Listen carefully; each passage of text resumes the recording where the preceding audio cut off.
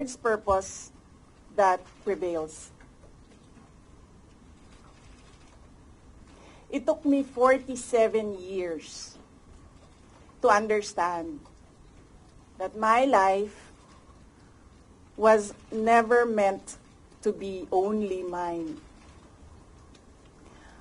Unlike others, I may not have been born just to chase happiness.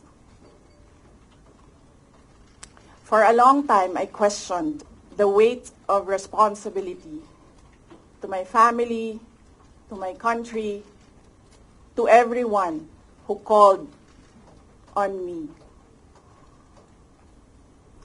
Today, I have peacefully accepted any other. Sa unang mga buwan ng aming mga termino, nakita ko na ang kawalan ng katapatan ni Bongbong Marcos Jr. sa mga pangakong binitawan noong kampanya. Pati na sa kanyang sinumpaang tungkulin para sa bayan. Dahil hindi ko kinaya na maging bahagi ng 2025 national budget na tadtad ng katiwalian, pinili kong umalis sa kabinete. Kahit alam ko na mula pa noong 2023 na ang magiging kapalit ay ang aking impeachment. Mga kababayan, humihingi ako ng paumanhin. Patawad kung tinulungan ko mahalal si BBM bilang Pangulo ng ating bansa.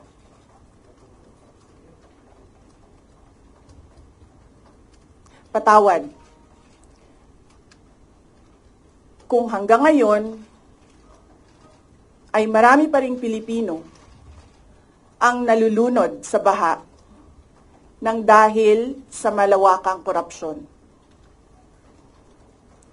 Patawad kung lantaran ang pang-aabuso ng ating mga institusyon para sa pansariling interes ng mga politiko.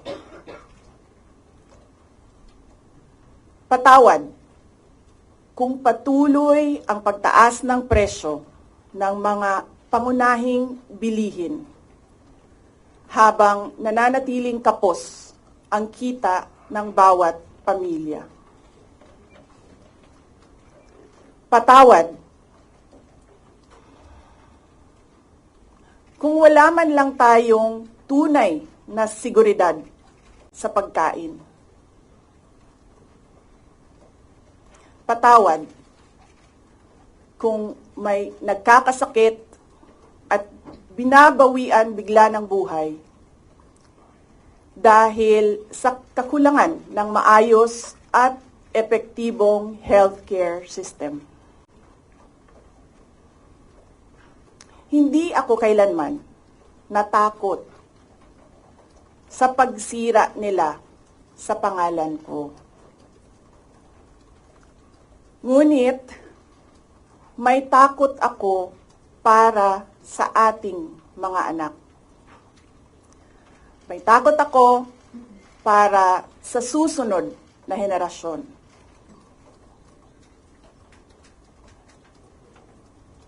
May takot ako para sa mga kababayan nating walang bahay sa ibang bansa. Walang pangalawang pasaporte, walang ibang matatakbuhan kundi ang Pilipinas. Kahit ito'y patuloy na nalulugmok sa kahirapan.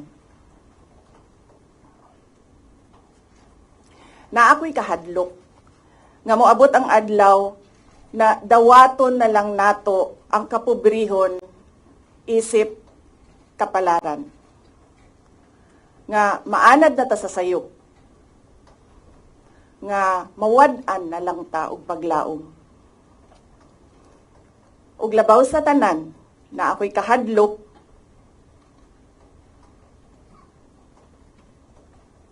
nga moabot ang adlaw nga wala na tay Pilipinas nga ikahatag sa atong mga anak. I cannot kneel before each and every Filipino to beg for forgiveness. Instead, I offer my life, my strength, and my future in the service of our nation. Mga kababayan, ibalik natin ang tapang at malasakit para sa Diyos, sa bayan, at para sa bawat pamilyang Pilipino. Ako si Sara Duterte, tatakbo bilang Pangulo ng Pilipinas. Syukran. Any questions? First question. Next time na ang question. Oh. Thank you. Oh. Good morning. Iniwan ko kay JC yung kabuuan ng speech.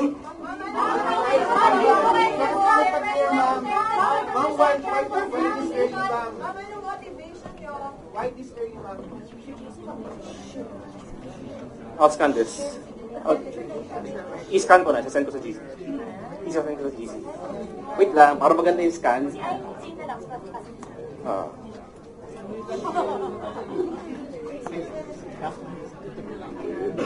Yung dalawa. Ito yun. Okay. Okay, sir. May isang page dito na hindi nabasa. No. I-scan ko na. Ako na bala. Wait lang. Its purpose that prevails. It took me 47 years to understand that my life was never meant to be only mine. Unlike others, I may not have been born just to chase happiness. For a long time, I questioned the weight of responsibility to my family, to my country, to everyone who called on me. Today, I have peacefully accepted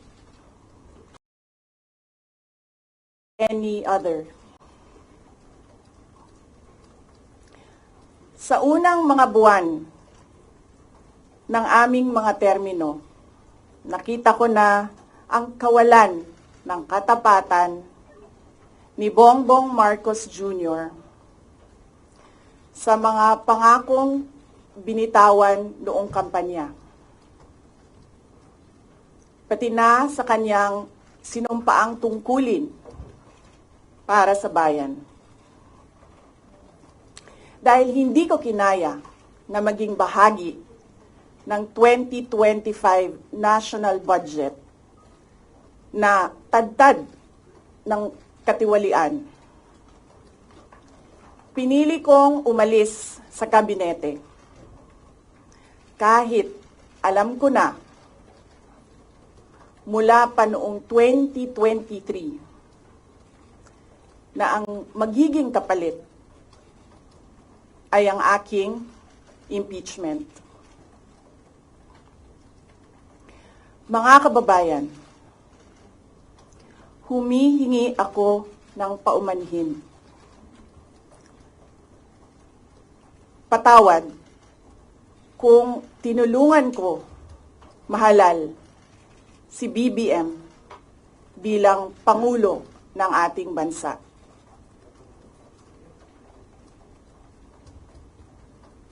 Patawad kung hanggang ngayon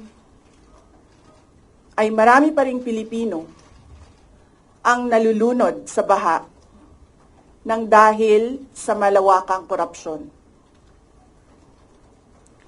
Patawad kung lantaran ang pang-aabuso ng ating mga institusyon para sa pansariling interes ng mga politiko.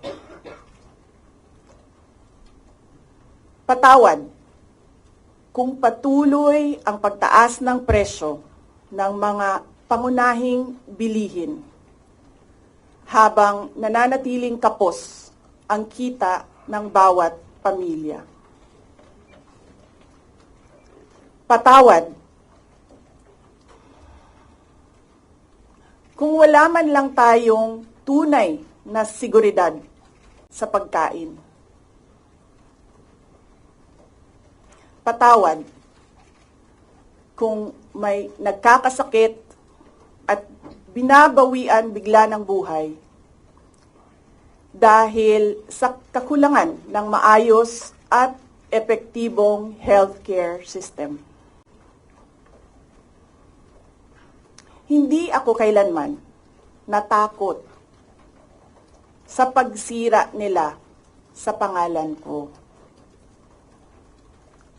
Ngunit, may takot ako para sa ating mga anak. May takot ako para sa susunod na henerasyon.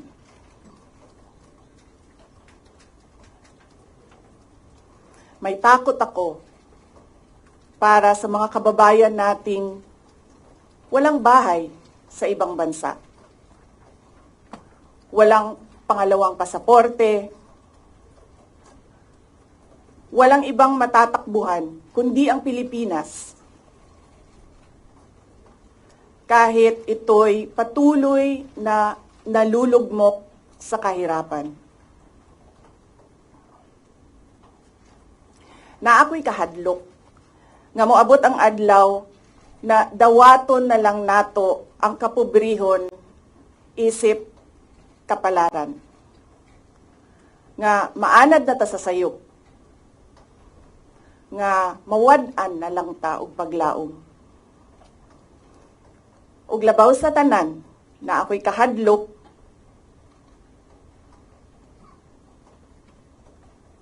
nga moabot ang adlaw nga wala na tay Pilipinas nga ikahatag sa atong mga anak. I cannot kneel before each and every Filipino to beg for forgiveness. Instead, I offer my life, my strength, and my future in the service of our nation. Mga kababayan, ibalik natin ang tapang at malasakit para sa Diyos, sa bayan, at para sa bawat pamilyang Pilipino. Ako si Sara Duterte, tatakbo bilang Pangulo ng Pilipinas. Syukran. Any questions? First question. Next time na ang question. Oh. Thank you. Oh. Good morning. Iniwan ko kay JC yung kabuuan ng speech.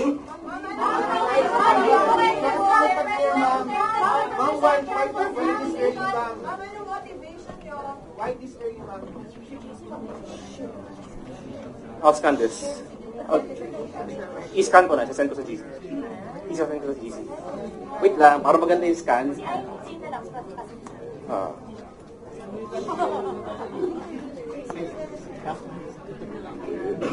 Yung dalawa. Ito yun. Okay. Okay, si Sir. May isang page dito na hindi nyo nabasa. No. I-scan mo na. Ako na bala. Wait lang.